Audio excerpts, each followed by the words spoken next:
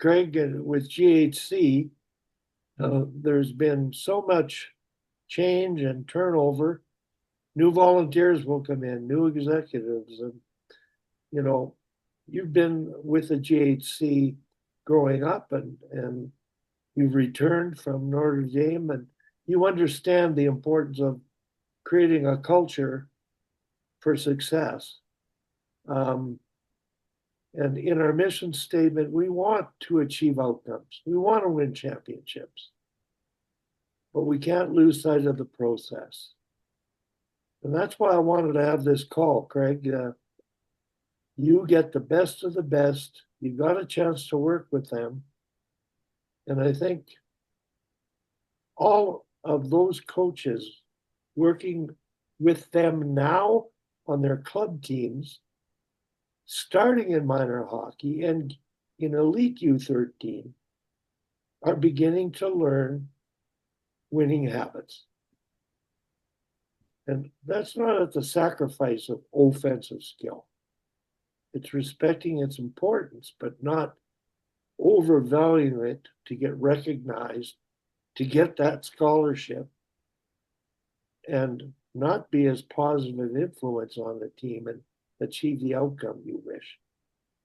So that's one of the reasons I had the call, Craig, and I'm really glad. And are there any other incidents or stories and lessons that you can share with the group from the overall experience? Because I watched you play, I texted you after the Atlantic game. They got to the final and you beat them in the preliminary. And I saw they were a talented team. You beat a team that was deeper than you, more cohesive than you, but you beat them. And they got to the final, as did Quebec. So I think it's a wonderful experience the program of excellence provides, Tom. They have 6 zones in each province, and they select a provincial team, and they have the national championships. And Craig, you've experienced the Canada Winter Games, assisting Carla McLeod winning a gold medal for Alberta. And I don't know if you can talk about that. It's a success story. But I know I've had conversations with Carla about the time it took to get buy-in from everybody to accept their different roles. Yeah, there's still a lot of that 2019 that's fresh just because of how that worked out for us. I mean, the buy-in was the biggest piece we had to get, and at that time back then it was Rink Kelowna, it was POE, and they had the best team in Western Canada. They're having a lot of success.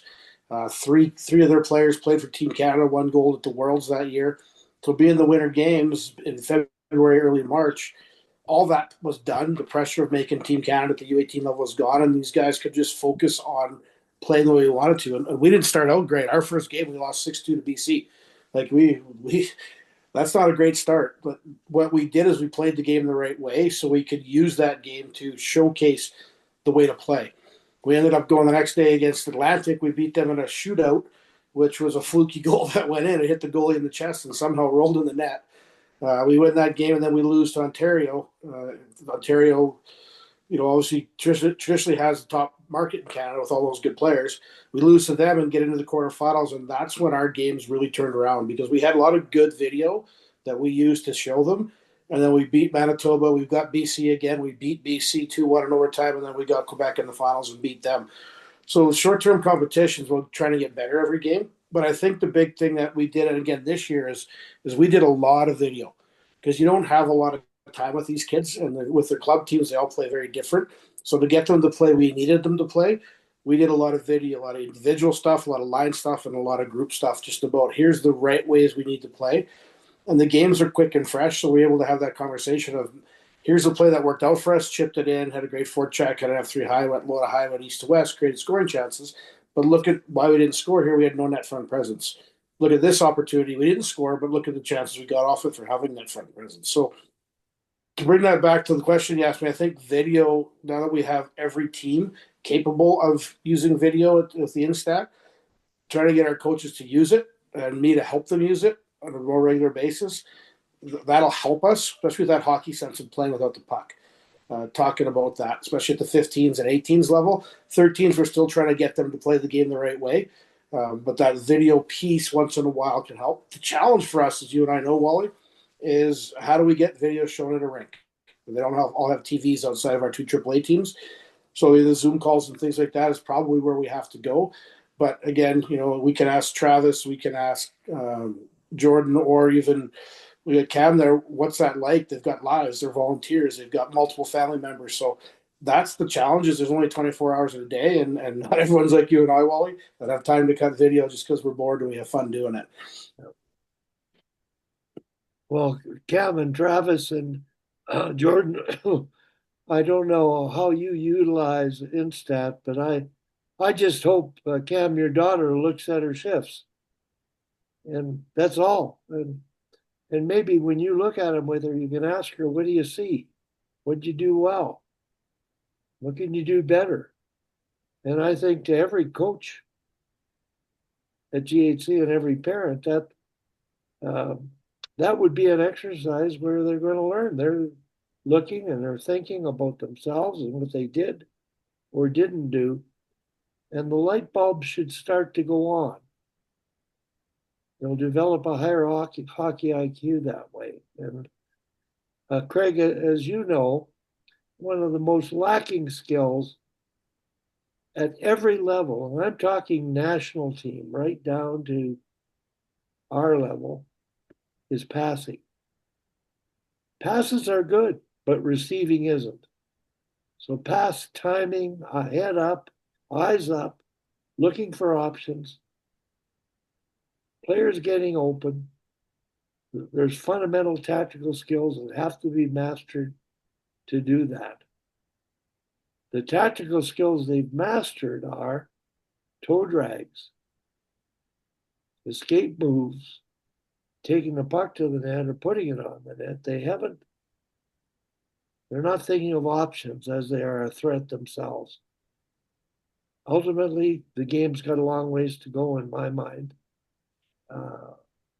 Tom Malloy and I have often talked about it's not centers and wingers anymore. It's F1, F2, F3, and D1 and D2. In fact, it's 1, 2, 3, 4, 5 hockey, because you'll have some defensemen will be up on the rush, initiating it as one of the top first three, not carrying the puck the length of the ice while the forwards wait. So I think, Greg, all we can do is our very best. And the reason we're here at the elite level is to serve the needs of Team Alberta and Hockey Canada. And we want every one of our players to be the best they can be. Strive for that scholarship. Strive for the national team. Strive for the provincial team. And dream big. And the journey is going to be the most valuable experience of all.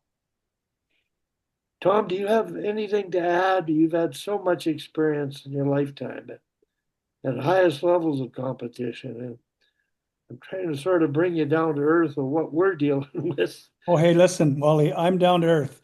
Yeah. I've been fired 3 times. So, but believe me, I'm down to earth. I think what's really cool about this discussion, and it's great, a couple of things. Number one, I think, Craig, one of your biggest achievements so far, and I don't know you and all that you've done other than win, is on my Hollywood Squares screen right here is a young lady over here on my left in the middle line who happens to be coaching, who you coached. That's achievement, and that is legacy. And McKinley, I'm sure you'll be a terrific coach if you're not already. I don't know you either, but please stay with it. Obviously, you've had some terrific mentoring and some terrific experiences with Craig's help, amongst others. And I think if we do anything, let's ask ourselves why we coach. Why do we coach? And yes, it's fun to win, and it's important to want to be the best at something. Recognizing that made it, did it, got it, have it, found it, whatever it is, I don't know what it is other than the journey. The journey is it. And it's funny how when you win, Craig, and you did, and you'll have that memory for a lifetime, and the conclusion of the game, and the girls ecstatic. But I think over time you'll think about the season, or at least that short-term competition and how you built it. And you've referred to it many times already, the process. Yeah. And that's it. I know I got the president and CEO job at Hockey Canada, and one of them was because I was fired 3 times. And I brought that experience with me and the learnings from that and the humility that goes along with that. And thank God I had really good teams and good players and good managers to help me have some success on the score sheet along the way. But at the end of the day, it's the whole thing. It's the whole continuum of coaching and leadership and being a parent and a grandparent and all that kind of stuff. That is it. And McKinley, I wish you luck, and I'm really thrilled that you're on the call. I just think it's fantastic, and I'm sure I speak for all the fellas on the call as well. And Craig, kudos to you to have a young lady that's had enough of an impact from you to decide to coach. I think it's awesome. Well, I don't know if I impacted her that much. I think she probably at the time didn't like me a whole lot because I did push her a little bit at that event. Had to push our team a little bit. But we've got a few like that with our association. There's a bunch that have given back. We're starting to see more young ladies come back out of the college and want to coach, and to me, that's awesome. That's what got me into coaching. When I finished playing, I took a couple of years away from the game. I missed it, got back into coaching, and 22 years later, it's my full-time job. And dealing, at this level, we are fortunate. We have coaches at GHC that want to get better. They allow guys like myself and Wally in their ears and question their practices and have good conversations around it. And they're open to learning and getting better. And I think that is the one where we are today at GHC versus the first time I came through. My daughter was coming through at U15. The coaching is very different, and they're much more open and wanting to learn versus still, I played junior in the late 90s, and this is how we do it. I mean, we've got very open-minded coaches, and I think that's just kind of where our association is going today. Our coaching at all levels is strong, and fortunate we get to have Wally coming to do this. We use your daughter and our mental side of it, and I know Jeff Ovens. I got to coach with him, so I had a really great experience with Jeff. I wouldn't say it was great, but hey, I had an experience with Jeff. No, I'm just kidding. We did the Alberta Cup together like 15 years ago, so we've got a lot of really good resources around at the Fire, and they want us to invest in it and use it. So it's fortunate in my role, I get to actually build this and do this, and that's the part that gets me going every morning, is that we're trying to make a better association, import more kids into college hockey, and eventually bring more young women back to coach, because those pro jobs are getting more and more, and that league's going to expand a few more times. But in the next 10 years here, and people like my daughter might get a chance to coach professional hockey where 10 years ago they didn't. So it's good to see. Hang on. Good job. Well, I want to thank everybody for joining. Really appreciate you being on. I'm going to edit bits and pieces of it and send it out, and I'm sure you've all filed away the stuff I've sent from the Shark session, but do keep it in a folder for yourself to look at on a day where you might have time. This meeting to me was really critical. We've done 2 covenant sessions. Craig's about to schedule the parent meeting mission statement sessions so that we know why we're doing what we're doing and how we're going to do it. Excellent. We're trying to create a culture, synergistic culture, sticking to a process that is going to be successful. So thank you all for joining, and we'll see you at the rink, I'm sure. Take care. Everybody. Great. Okay. Thanks, Wally. Thanks, Thanks, Tom. Wally. Craig. Thanks, Tom, Craig. You're welcome. Thank All you. right, see you guys. See everybody. Thanks, Wally. So, Take Good care. to see you, McKinley. night all. Good to see you too, Jordan. I found this the other day, It's ancient. and Laura that coached with us, she's now officially a lawyer.